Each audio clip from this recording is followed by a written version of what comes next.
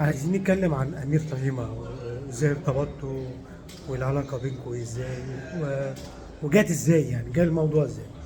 أي علاقة حب تتوج بالجواز، يعني ده المفروض. فالحمد لله مبسوطة جدا ومبسوطين جات وإحنا في ازاي؟ نعمة ما يعني. انا عارف ان هي جت بحب، ما فيش لا حد ده بيتجوز من غير حب يعني.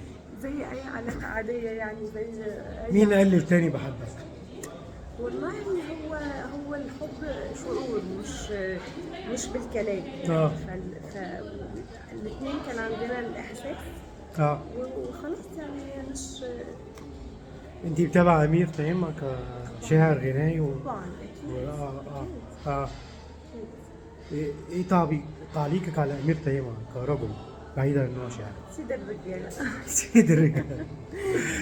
برشا برشا، وتحياتي ليكي ومنورة يعيشك يا عايشة. يعيشك، ميرسي آه، بوكو، اتفضل. منورة الدنيا، وأنا يعيشك. بحب التوانسة من أول واحنا زي رحمة الله بنحبكم. عليها ذكرى لحد لطيفة ودرة يعيشك. واحنا كمان وهند صبري، وأخيرا نحبكم حضرتك يعني. نحبكم برشا، ميرسي بوكو، كل يعيشك، سنة شكرا وأنت طيب. ليك. كل سنة وأنت طيب.